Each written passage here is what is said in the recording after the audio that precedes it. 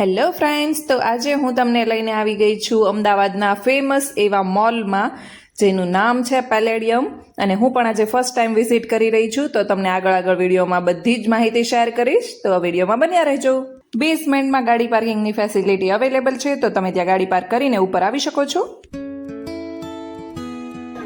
શું છે જક્ષુ? ઉપર આવતાની સાથે જ અમને ગ્રાઉન્ડ ફ્લોર પર જ દેખાઈ ગયું વિન્ટેજ ગાડીઓનું કલેક્શન. તો ચાલો ગાડીઓ એક્સપ્લોર કરીએ.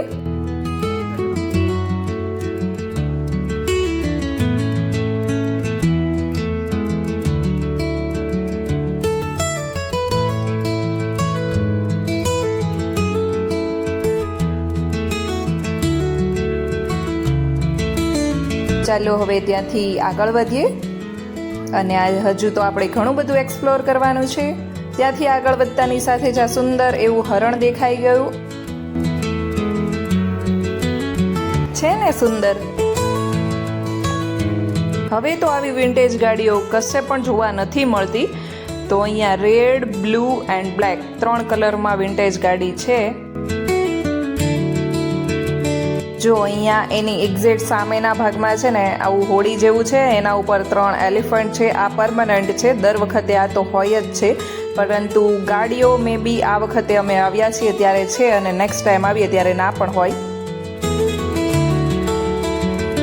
આ ગાડીનું મોડેલ જોતા તમને શું લાગે છે કે કઈ ગાડી એ છે? મે બી એવું લાગે કે રોયલ એનફિલ્ડ હોઈ શકે, પરંતુ અહીંયા લખેલું છે કે BMW ની ગાડી છે.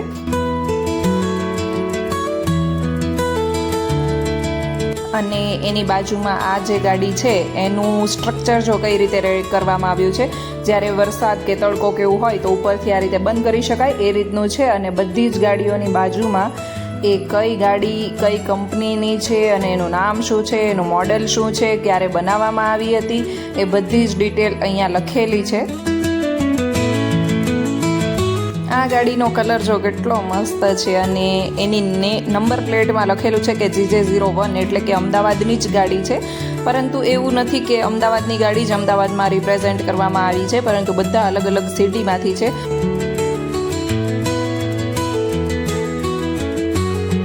જો આ ગાડી MH12ની છે, એટલે કે મહારાષ્ટ્રની છે. આ કાર અમેરિકાની બુઇક એવી કંપની દ્વારા બનાવવામાં આવી હતી અને વર્લ્ડ વોર II પછી 1942થી લઈને 1948 સુધી બહુ જ ચાલી હતી.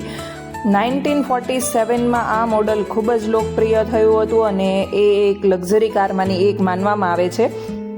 1.5 લાખથી પણ વધારે ગાડીઓ 1947માં વેચાઈ હતી. તમને આ ગાડીઓ કેવી લાગી એ મને કોમેન્ટ કરીને જરૂરથી જણાવજો. ત્યાંથી આગળ વધ્યા તો આ ઝુમ્મર જોઈને મને તો કોરોના વાયરસનું જે ઇમેજ હતી એ યાદ આવી ગઈ. એ વાયરસની જે ઇમેજ છે આના જેવી હતી ઓલમોસ્ટ. મને લાગે છે કે આ ઝુમ્મર સૌથી લાંબામાં લાંબુ ઝુમ્મર હશે, કારણ કે 2 થી 3 ફ્લોર જેટલી એની લેન્થ છે. આ માત્ર નોર્મલ ઘોડો નથી, એની પાછળ પણ એક સ્ટોરી છે જે અહીંયા દર્શાવેલી છે. ચાલો તો હવે થોડી શોપિંગ કરવાની છે, તો ઉપરના ફ્લોર પર જઈએ.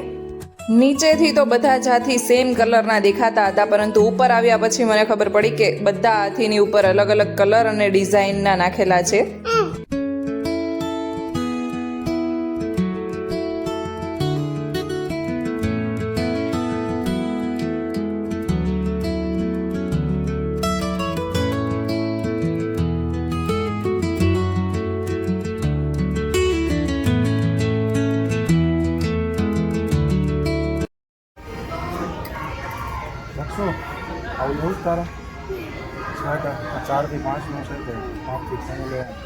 એમાં બીજો ઓપ્શન એક છે ગ્રીન, પણ એની કરતા તો આ જ સારું લાગે છે ને.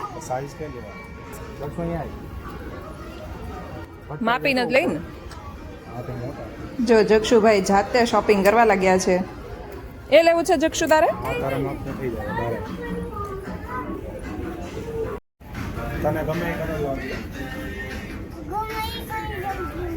કયું લેવું છે બેટા તારે? સ્પાઈડરમેન વાળું ક્યાં છે? હા, તો તે હાથમાં કયું લીધું છે?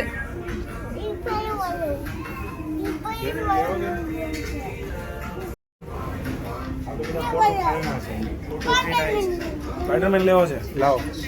પણ આ મોટું છે એવું. અમે લેવા આવ્યા છીએ વૃષભના કપડાં, પરંતુ છોકરાઓના કપડાં જોઈને એમ થાય કે આ લઈ લઈએ ને પેલું લઈ લઈએ, એટલે જક્ષુના કપડાં હવે સિલેક્ટ કરવા લાગ્યા છીએ.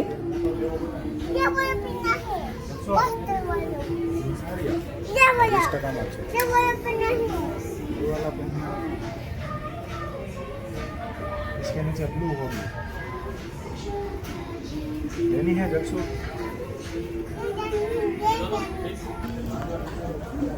એ તો પપ્પાનું છે દીકા, તારું નથી. ચલ આપણે પપ્પાનું શું લેવાનું છે જોઈ જોઈએ આપણે. ચલો,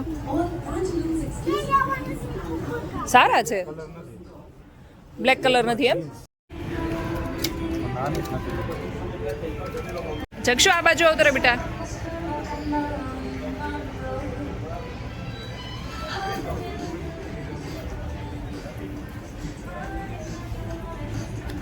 અહીંયા મમ્મા જોડે જ રહેવાનું દીકા. ક્યાં ગયો? અહીંયા મમ્મા જોડે રે બેટા. વૃષભ અત્યારે ચેન્જ કરવા માટે ગયા છે, તો આપણે ત્યાં સુધીમાં બીજું જોઈ લઈએ કંઈક ગમે તો. શું કિસકા હે? जिधर से लिया हो उधर रख दे वापस. कहाँ से लिया? સરખું રાખ, સરખું મૂકી દે બેટા. છોકરીઓના સેક્શનમાં તો આખું જ પિંક પિંક છે.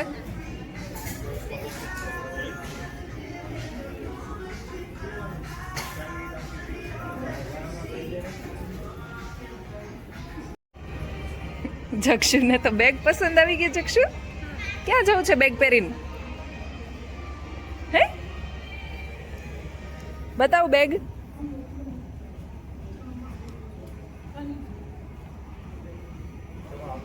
લેવું છે તારે? એ હે લેવું છે?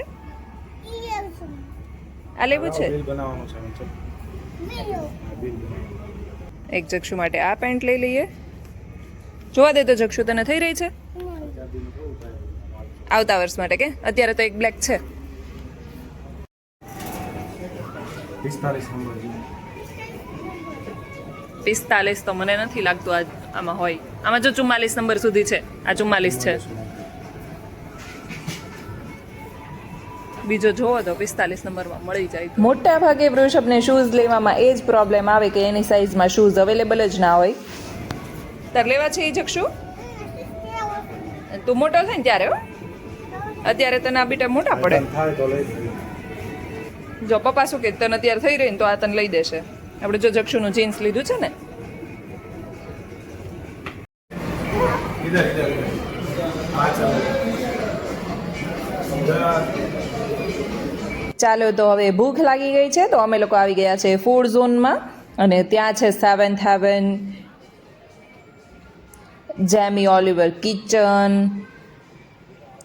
પંજાબ ગ્રીલ. બધા જ મોલમાં એક ફ્લોર તો એવો હોય જ કે જ્યાં ફૂડ મળતું હોય, એટલે આપણે ગયા હોય તો ખાવાનું પણ ત્યાં થઈ જાય, શોપિંગ પણ ત્યાં થઈ જાય, અને ગેમ ઝોન પણ ત્યાં હોય. તો ચાલો હું અને જક્ષુ બેસીએ ત્યાં સુધીમાં વૃષભ લઈ આવ્યા છે ફ્રેન્ચ ફ્રાય, અને આજે મારે ખાવી હતી પેરી પેરી, તો અમે પેરી પેરી ફ્રેન્ચ ફ્રાય મંગાવી લીધી છે. લંચ કરીને અમે લોકો નીકળ્યા એક્ઝિટ તરફ, કેમ કે હજુ અમારે વડોદરા પાછું પણ જવાનું છે.